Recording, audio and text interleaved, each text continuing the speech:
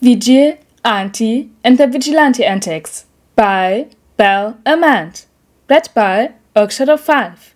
Chapter 35. Run 3, Level 1.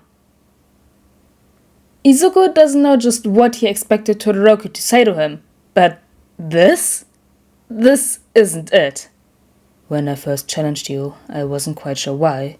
Todoroki admits, eyes scanning Izuku slowly and without any sort of subtlety. But my gut was telling me that you're an important person to beat, someone to overcome and surpass. I thought it was because of how you fought at the USJ, throwing yourself into the fight despite your injuries. But when we fought in the cavalry battle, I think I figured it out. You're powerful. Even without a quirk, you have this aura that lingers around you. It's one that I've only felt once before, and that's from the #1 hero himself. So tell me, Midoriya, are you Ahmed's illegitimate love child or something? Izuku blinks once, twice, 3 times at the stoic boy before him. And then he laughs. A few tears may slip out, and they may be because Izuku hasn't laughed this hard in years. Or they may be because, wow, Izuku wishes he could point out who his parents are in a crowd, but he brushes them aside as if they're just dust. I'm flattered, really? Izuku says through gasping breaths. But I'm not related to Ahmed. He's not my dad. Todoroki doesn't seem convinced. And Kami, Izuku can't wait to tell Hitoshi about this. But the boy nods slowly before moving the discussion onwards.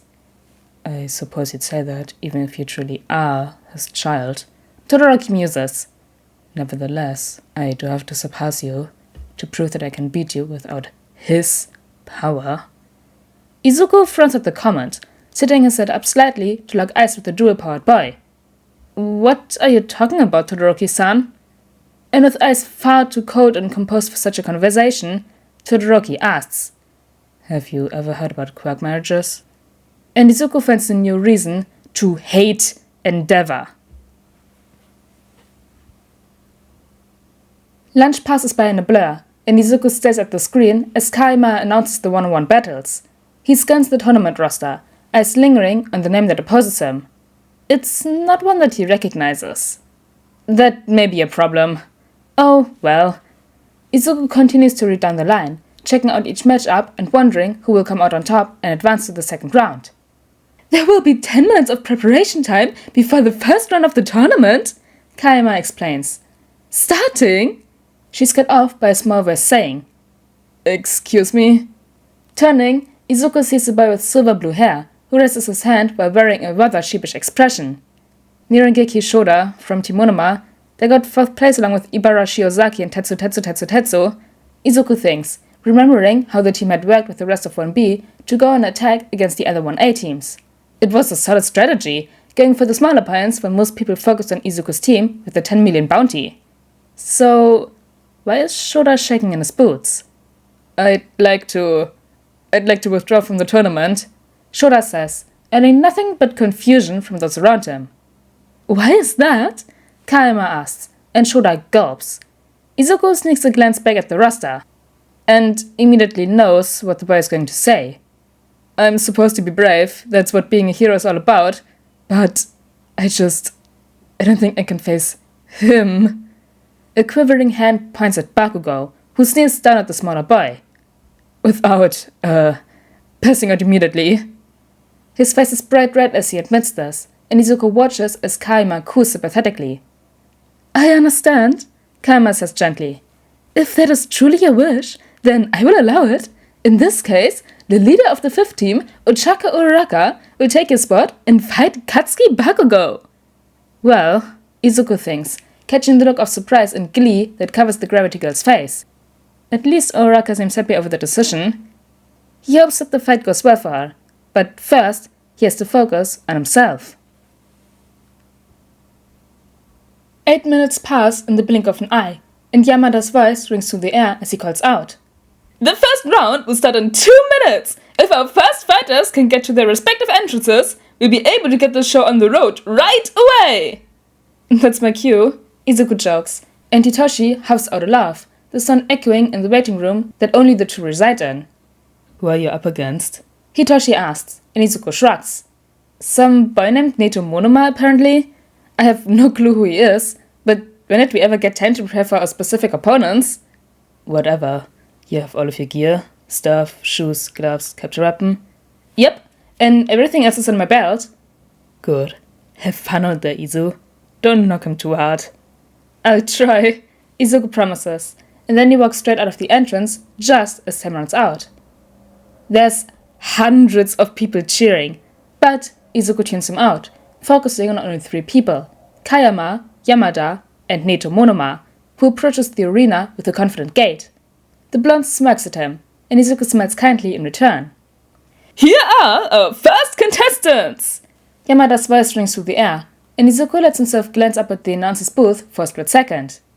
From Class 1A, we have the boy who scored first in the obstacle race and managed to secure victory for his team in the second, Izuku Midoriya!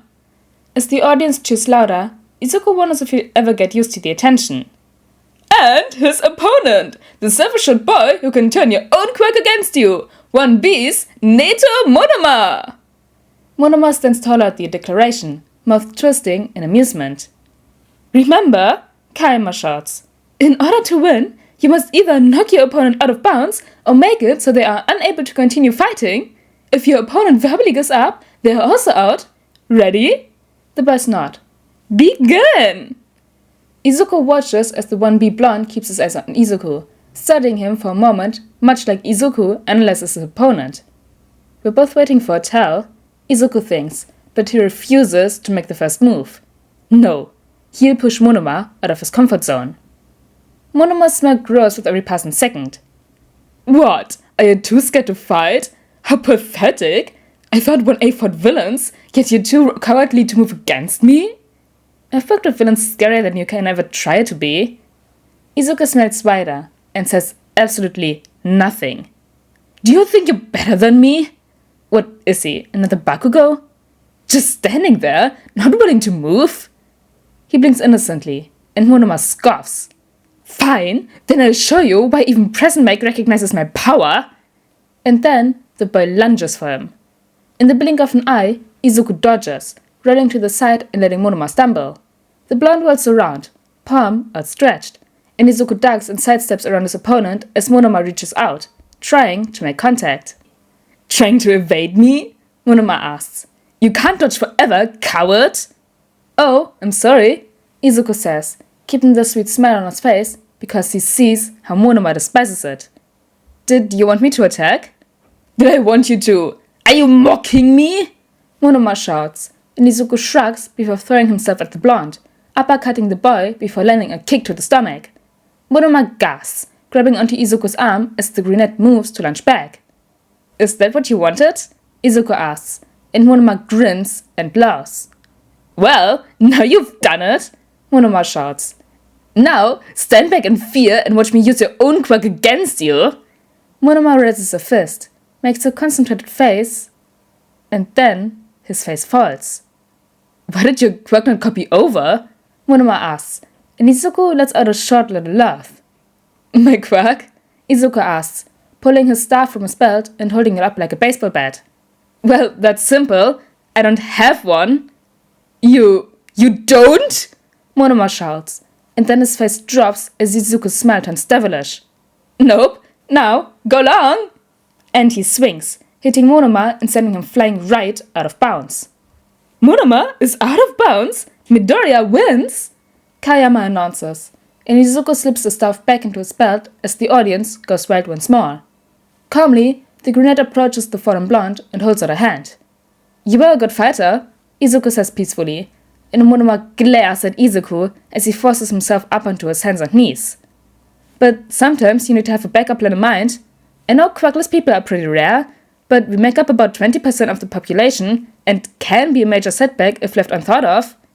Gee, thanks, like I didn't just realize this. Monoma spits out, tone venomous, but Izuku just shoves his hand closer for the blonde to take. I'm sure you did. The entrance exam is a difficult one. I'd be surprised if you weren't intelligent. Why not try carrying a weapon on you, Monoma-san? A weapon? Yeah, I carry my stuff on me whenever I train against my classmates. You just need to fill out some forms and get a bit of approval, but the process isn't long and it's beneficial in the long run. So you think I need to rely on weapons to be a hero? How demeaning. Monoma chides, but Izuku rolls his eyes. Most pro-heroes carry weapons, and even more carry support gear of some kind. It's not a bad thing to get used to gear early on. In fact, that puts you at an advantage that most of my class won't have. It will? Finally, Monoma takes Izuku's hand, letting the boy pull him up. How so? I'm glad you asked, Izuku says, and as he leads his opponent away, he talks about the benefits of using support gear. All in all, it's a good first match. Izuku finds his way to 1A's designated seating area just in time to see Kayama announce Zero as the victor against Tenya. How'd he do it? Izuku asks Hitoshi as he sits beside the tired male. Tape to the engines? Tape to the engines? Hitoshi confirms. Then he taped Ida-kun to the ground, as you can clearly see. Izuku nods, looking at the blue-haired boy who is covered in an excessive amount of tape that Zero is slowly praying off. Good on him, Izuku praises. Sucks for Ida-kun though. Yeah, but now he has to fight you, Hitoshi points out. And I know all of the gear that you brought. He's screwed. Maybe, maybe not, Izuku responds, a smile creeping onto his face as he slips out his notebook and jots down a few notes. What took you so long to get here anyways? Hitoshi asks, and Izuku laughs. I was talking to Monoma-san about support gear. He was much nicer once he realized that it could give him an advantage against everyone else. And by everyone else, I'm guessing that means 1A. Oh, definitely. Hitoshi laughs, and Izuku joins in.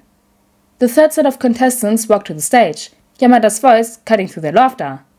For this round, we have the half-cold, half-hot, son of the number 2 hero himself, Shoto Todoroki of Class 1A, versus the plant assassin, Ibara Shiozaki of Class 1B. The girl in question, Shiozaki, turns to face the announcer booth and raises her hand. Voice gentle, she proclaims, I'm sorry, but I'd rather not be known as an assassin. I do not come here with the intention to maim my opponent, but rather to show off my skills and see my opponent do the same. Right! An angel with thorns! Ibara Shiozaki! Yamada fixes, and Shiozaki bows before turning back to the ring, and the match starts. And then it ends in the blink of an eye. Izuku watches as Shiozaki tries to send a mass of vines at Todoroki, only for the dual-colored boy to completely capture her within a massive glacier, leaving her unable to move. Todoroki is deemed the winner, and starts to thaw out his opponent. Izuku is a little disappointed that he couldn't see much of their skills, but at least he knows more about Todoroki's power. Although, something seems off when it comes to Todoroki's posture. He looks sad. That was quite an interesting declaration, Tenya says, taking a seat next to Izuku and knocking the boy out of his head. I admire her determination to abide by her roles, though. Of course you do, Ida-kun, Uraka pipes up.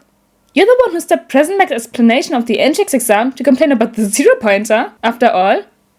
Tenya does not blush, but he does set a little stiffer at the remark. Izuku assumes that that's the Tenya way of showing embarrassment, and chuckles at the statement. I was simply alarmed that they had made a mistake, Ida defends himself. President Mike had neglected to bring it up in a span of time that seemed set aside for the specific point of explaining the robots, and so I worried that they had made an error on the information sheets. Well, I wish that they had, Uraka admits. That thing was scary. I was nearly trapped under some rubble. I'm just lucky that I was able to get out and away in time. How big was the robot? Izuku finds himself asking, and Uraka blinks at him oddly, a little surprised by the sudden question. Or maybe that Izuku is the one asking. You didn't see it? She asks, tilting her head. It was huge. How did you miss it? Izu and I didn't take the entrance exam, Hitoshi says calmly, and that seems to surprise both of their conversation partners. You didn't? Tenya asks. I didn't know that you two are recommendation students. Izuku shrugs, not quite able to say that they are, because that's an entirely different category in Izuku's mind. We're more like reformation students, Izuku thinks with a wry smile, but he won't say that. Luckily, Uraka and Tenya seem impressed by his reveal, complimenting the two on being recommended. Most recommended students have really showy quirks, Uraka says, as Yarozo and Tokoyami are introduced for the match. It's nice to see a change of pace, I think. Izuku smiles, and he knows that Hitoshi feels complimented by the words as well. Thanks, Uraka-san. Uraka's blush grows, and she nods quickly. Of course! Now, let's watch the match! Who do you guys think will win? Izuku lets his eyes dance over the scene before him as Kaima starts the match. Tokoyami immediately sends Dark Shadow out on offense, and Yarozo creates a shield just in time to take the blow from the sentient quirk. And she slides back. Tokoyami-san will win, Izuku declares, and 3 blows later, his words are proven true as Yarozo is knocked out of bounds. Wow, you're good at this! Uraka exclaims, then turns to Hitoshi. Good luck on your match, Shinzo-san! Thanks, Hitoshi says. I'll be back soon. And Izuku believes it. And for the 5th showdown, we have the boy who doesn't rely on just his quirk, Class 1 ace Hitoshi Shinzo, versus the electrifying, stupefying, Class 1A Denki Kaminari. Yamada's voice rings through the air, and Izuku leans forward in his seat to watch the battle go down. This'll be good, Izuku mutters, smiling as he watches Hitoshi saunter up, hands in his pockets. Kaminari seems confident too, shooting finger guns at Hitoshi. Considering that none of us truly know Shinzo-kun's quirk except for you, Midoriya-kun, it's not exactly easy to know just who will win, Tena admits, and Izuku smiles. It's that lack of understanding that'll help Toshi. Smile widening, Izuku calmly states. Toshi is going to win. Isn't that a little insulting to Kaminari-kun? Uraka asks, and Izuku shakes his head. Just watch. Start! President Mike shouts, and Izuku watches closely. Specifically, he watches their mouths. Right away, Hitoshi seems to speak. And Kaminari responds. It's over, Izuku says as Kaminari turns and walks straight out of the arena. The crowd goes wild as Kayama calls the match, giving the victory to Hitoshi. Why would he just walk out? Ashido asks, and Izuku smiles. Toshi is a rather intimidating opponent, Izuku says vaguely, and smirks at the questioning looks that are sent his way. Keeping his screen tilted so that no one else can read it, Izuku sends his friend a text. Did you make him forget? A response comes soon after. Yep, he thinks that he shot himself out of commission. Izuku smirks, knowing that Hitoshi will be able to advance at least one more round, because no one knows better than to speak to the boy. It'll be fun, that's for sure. Izuku returns his attention to the arena below as Yamada introduces the next round of opponents, Mei Hatsume versus Mina Ashido. Oh yeah, Battle of the Pink Girls! Hagakure cheers, causing a few of Izuku's peers to chuckle. Okay, Midori bro, who's winning this round? Kishima asks, and Izuku blinks in surprise as he notices how the rest of his peers, those that are in the viewing area at least, are watching him intently. The attention is more surprising than the sudden nickname that he seems to have attained. Well, Izuku blushes, wishing that Hitoshi would get back quicker, because he's always more confident when his friend is by his side. Shrugging, Izuku turns back to watch the match, which is just beginning. His eyes quickly latch onto the support gear that Ashido is wearing. Ashido's son is wearing support gear. Izuku points out the obvious, blinking dumbly. But as of right now, the only people who are allowed to use gear are non-hero students in order to allow the others a chance to win. Or Hitoshi and me. Ashido's son didn't make that gear, and so the only way that Midnight Sensei would allow the usage would be... The sound of a microphone screeching cuts through the air, and Izuku winces as his eyes lock onto Hatsume. The support girl wears a headset on her face, and begins to address the audience. No, Izuku realizes quickly. She's addressing the support companies. Hatsume's son has Ashido's son in her gear so that she can advertise her inventions, Izuku says, leaning forward in his seat. She's going to draw out the match and she's shown off every last piece. And then she'll take the win? Uraka guesses. Ashido's son seems to be completely under her control. It'll be easy for Hatsume's son to force her out of bounds. She won't do that, Izuku declares. Because no one will fall for that trick next round. She'll end on a low note, defeated, and that won't look good. But if she loses in the first round, it will also look bad, will it not? Tena asks, a flicker of self-loathing in his tone, and Izuku reminds himself to congratulate his friend on how far he got later today. Not if she loses on purpose. If Hatsume-san forfeits, then she'll be totally in control of how her match went down to the very last second. Izuku states calmly, and his peers seem to accept the answer. Nearly 15 minutes later, Izuku's prediction is proven true as Ashido is declared the winner, the inventor calmly stepping out of bounds with a confident smile. "Well, I guess you were right," Tena says slowly. "You're very good at making predictions, Midoriya-kun." Izuku can't help but blush at the praise, and scratches at the back of his neck in embarrassment. Looking down at the fighting arena, he responds. "Thanks, Ida-kun. It's a bit of a hobby of mine." "He's an analyst at heart," Hitoshi adds, taking a spot beside Izuku at long last. "I can see that," Tena proclaims, arm chopping happily. "It is a very good skill to have. And it'll be great for making bets, I bet," Sarah adds in, grinning widely. "So, Midori bro." It seems that this nickname is here to stay. "Who is the winner of this round?" Izuku looks at the contestants, seeing Kirishima on one side and a silver-haired boy on the other end. "Isn't that the guy who called us arrogant bastards?" Hitoshi asks, and Izuku nods. The round starts, and Izuku watches as the two boys lunge at one another. It's not a surprise to see that Kirishima instinctively hardens his arms. But the other boy's arms turn a bright, shining silver. Hardening versus steel. An immovable object versus an immovable object. They'll tie, Izuku decides. Their quirks are too similar, they wear each other out. They need a tiebreaker after this. A tie? Surely Kirishima can pull ahead? Uraka protests, but Izuku just shakes his head. Neither are holding back any punches. Neither. They've got the same determination coursing through them. There's no way one will fall unless the other goes too. Midoriya just doesn't want to admit that he doesn't know. Kaminari jokes, and Uraka laughs before heading off to a designated waiting room. 15 minutes later, Kirishima and Tetsu collapse at the exact same time, passing out and causing the fight to be counted as a draw. Kirishima will likely win the tiebreaker, if that makes you feel better, Izuku offers, and Kaminari laughs awkwardly. After the two boys are locked off of the field and a tiebreaker is promised when they both get up, the final match of the first round begins. Bakugo vs Uraka. Izuku feels his fingers twitch as explosions fill the air. When Uraka left, he'd wanted to follow. He wanted to give her advice, or even just remind her, "Hey, Bakugo seems to start with a right hook every single time if he's close." He'd wanted to help. But this isn't his battle now, is it? Uraka is a strong girl, from what he's observed. They're not close, so he has no reason to interfere with her fights. Maybe Izuku should get to know her after this. She seems like the type of person he'd want to befriend. But for now, Izuku just watches her match.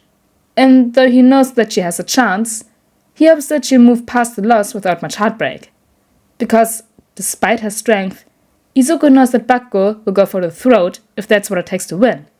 He can only hope that it doesn't go so far. Bakugo wins the fight.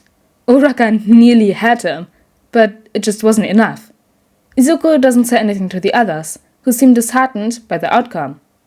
Kirishima wins the tiebreaker, an arm wrestle. That makes his peers smile. And just like that, the first round of the third event is over. Izuku hopes that he can make it through the second.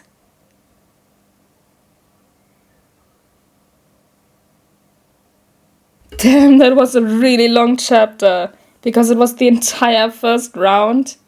But anyways guys, I hope you all enjoyed chapter 35 of Vigil, Ante and the Vigilante Antics, and I'll see you all next time. Bye!